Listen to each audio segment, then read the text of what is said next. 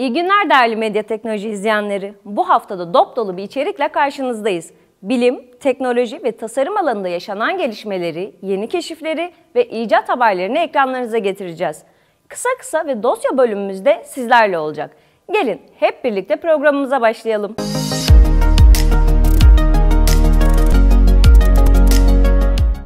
Belki de en fazla gördüğümüz hayvanların başında geliyorlar. Kedilerden bahsediyoruz. Peki onların ne demek istediğini anlayabiliyor muyuz? Ya da anlamak ne kadar mümkün? Bu soruların cevabı için yeni geliştirilen uygulamanın detaylarına bakalım.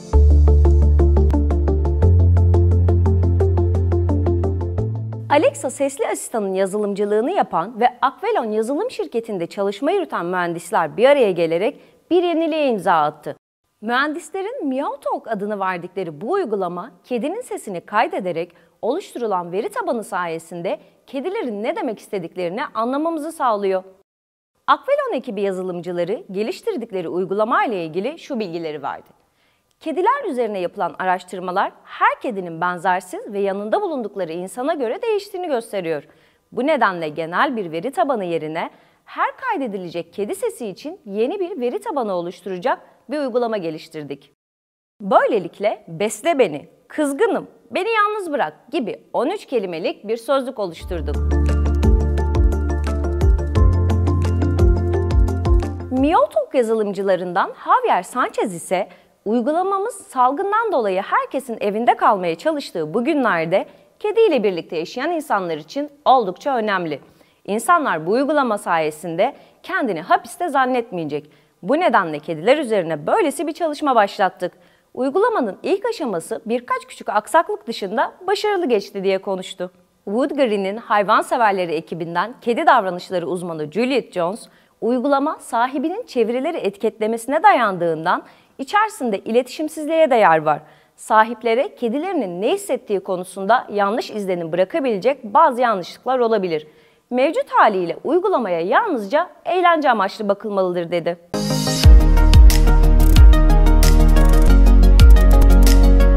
Mavi dünyamızdan milyarlarca kat büyük ve karmaşık galaksiler ile tüm bu yapısallıkları içinde bulunduran evren kadar karmaşık bir şey daha var mı? İkinci haberimizin detayları da bu soruya cevap olacak.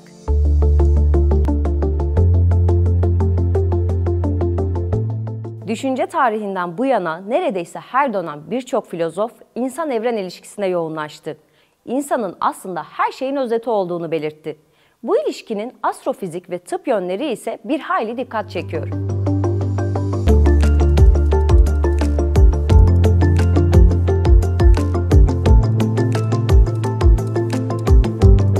İtalya'da bir astrofizikçi Franco Vazza ve beyin cerrahı Alberto Faletti ortak yürüttükleri bir çalışma ile evrenin ve beyin nöronlarının haritalarını çıkardı.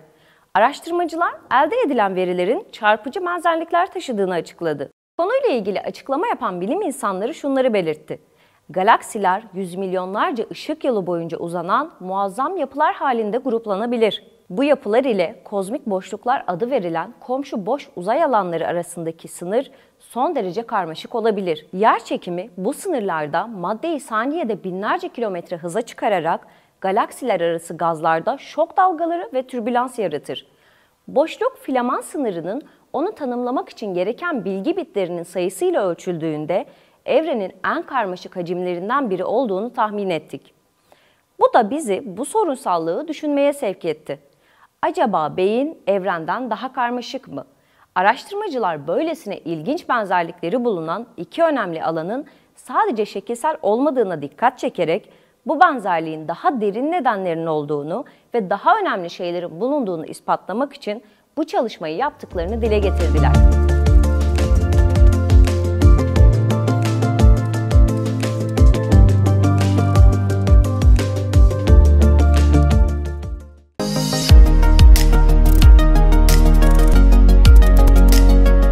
Sırada uzay teknolojisiyle ilgili bir haberimiz var. İspanya'nın geçtiğimiz günlerde uzaya gönderdiği uydusu fırlatmadan sadece 8 dakika sonra kayboldu.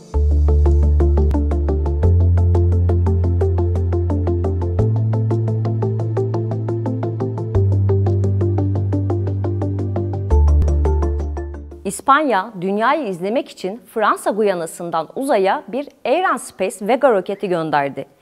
Ancak işler istenildiği gibi gitmedi. Zira 16 Kasım günü fırlatılan roket kısa bir süre sonra kayboldu. Ingenio adı verilen roketin 4 aşamalı olarak gönderilmesi planlanıyordu.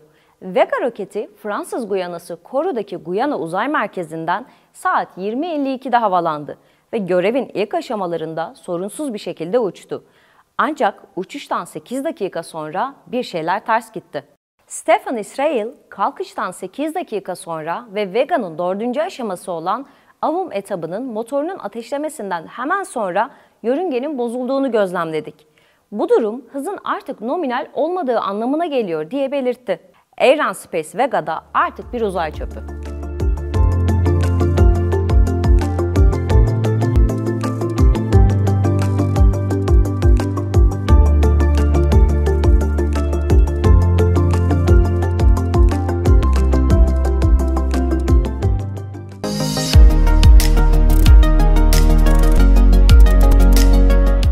Teknoloji doğru ellerde kullanılırsa doğaya verilen zarar da minimuma inebilir. Hollanda'da genç bir öğrenci grubu da bu hassasiyetle hareket ederek tamamen atıklardan oluşan bir elektrikli araba üretti.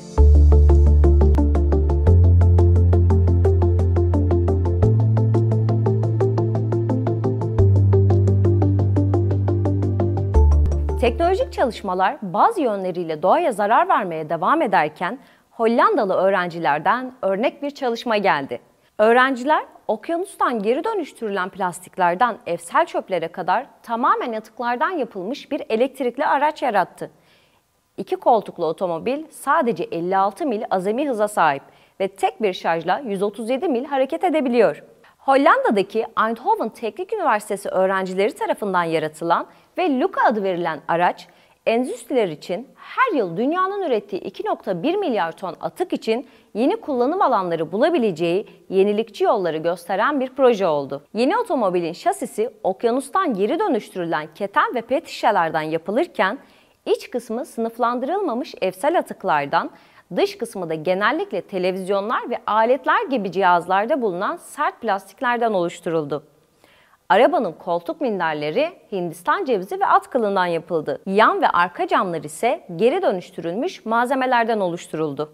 Otomobilin kendine özgü güneş sarısı rengi de boya ile değil, geri dönüştürülmüş malzemelerden yapılmış bir folyo ile yapıldı.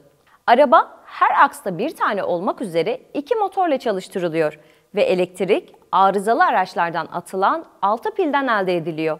The Jerusalem Post gazetesinin verdiği bilgilere göre öğrenciler arabayı Hollanda yollarında yasal olarak sürebilmek için ehliyet de talep etti.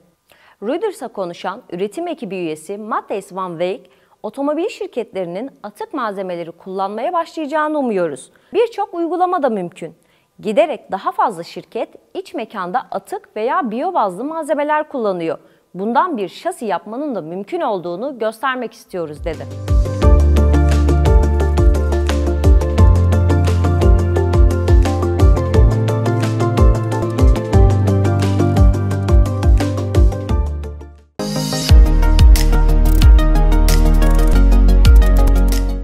Şimdi de kısa bölümümüz var. Bu haftada teknoloji ve bilim dünyasından sizin için seçtiğimiz kısa haberlerimize geçelim. Alman ve Japon biyologları maymunların beynine insan genleri yerleştirdi. Tedavi edilen maymun fetüsünün beyninin boyutu neredeyse 2 katına çıktı. Etik kaygılar ve öngörülemeyen sonuçlar nedeniyle deneyin fetal aşamaya geçmesine izin verilmedi. Saatler sonra fark edilen felaket. Çapı 5 ile 10 metre arasında olan meteor dünyanın 400 kilometre yakınından geçti. Gözlem evindeki bilim insanları bu durumu saatler sonra fark etti. Mars'ta yaşam projesinden yeni haber. İnsanlar cam kubbelerde yaşayacak. SpaceX şirketi CEO'su Elon Musk, Mars'taki ilk insan kolonisinin cam kubbelerde yaşayacağını ve buzulları eritmek ve ısınmaya neden olmak için kutupların nükleer silahlarla patlatılmasının ardından 2050 yılına kadar orada 1 milyon insanın yaşayacağını belirtti. Evet değerli izleyiciler, programımız devam ediyor. Sırada dosya bölümümüz var. Bu haftaki konumuz ise 5G teknolojisi.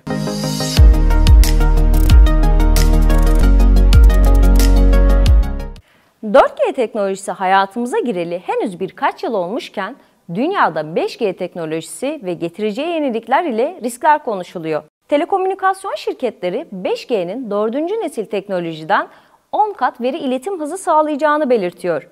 Daha önce Covid-19 virüsünü tetiklediği yönünde birçok teorinin ortaya atıldığı ve yoğun tartışmaların yapıldığı 5G teknolojisinin de ilerleyen süreçlerde koronavirüs gibi yaşamlarımızda köklü değişimler yaratma ve doğayı zararlı bir şekilde etkileme riskleri bulunuyor. 5G ile telefon teknolojisi dışında sağlık, otomotiv, çevre ve sosyal hizmetler gibi birçok alanda da farklı yenilikler bizleri bekliyor.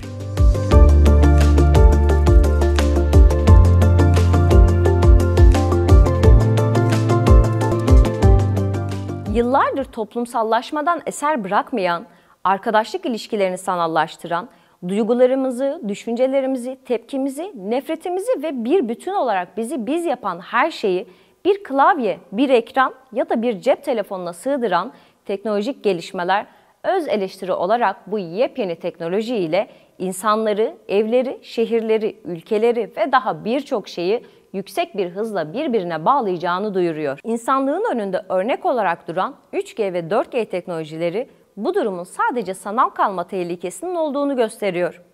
Şüphesiz bu teknoloji ile dünyanın iki ayrı noktasında bulunan insanlar birbirleriyle iletişim kurma şansını yakaladı. Uzaklığın etkisini azaltan teknoloji, yakın ilişkilerdeki sıcaklığı ise olumsuz yönde etkiledi. Yani 5G teknolojisinin hem olumlu hem de olumsuz yanları mutlaka olacaktır. İyi bir yöntem tutturulduğunda birçok soruna çözüm olabilecek bu teknoloji, yanlış kullanıldığı takdirde ise var olan problemleri daha da derinleştirip büyütecektir. Özetle bu teknolojinin yaşama olumlu veya olumsuz katkısı da insanlığın belirleyeceği tavra bağlı.